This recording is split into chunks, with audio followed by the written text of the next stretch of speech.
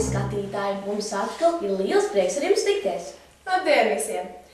Esam atkal sagatavojuši ļoti interesantus sižetus, ko jums parādīt. Starp citu, Gundaga, cik svešvalodas tu zini? Man šeit zinu 2 svešvalodas, angļu un vācu, bet Egīt, cik svešvalodas zini tu?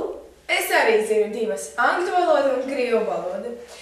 Kā tev bija iemācīties šīs valodas? Un gramatika?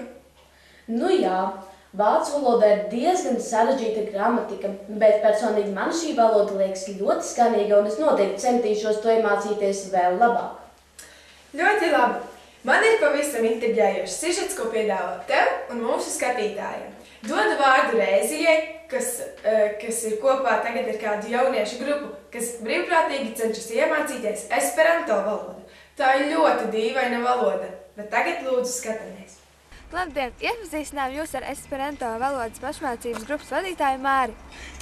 Lūdzu, pastāsti, kā tu nonāci pie šīs idejas sākt mācīties esperanto valodu? Visā kopumā esperanto valoda ir visbiežāk izmantotā mākslīgi izveidotā valoda. To radīja 19. gadsimta beigās ārsts Zamenhofs. Bet es šo valodu atradu ļoti nejauši internetā. Es viņu apskatīju, man likās ļoti viegla. Un pēc tam vēlāk pameklēt internetā, es atradu arī citus dombiedrus, kuri vēlētos šo valodu iemācīties. Saluton, amīkoj! Saluton, Māris! Un tagad skatītājiem pārveidojiet teikumu es runāju esperanto visās personu formās. Mi parolas esperanto. Vi parolas esperanto. Ši parolas esperanto.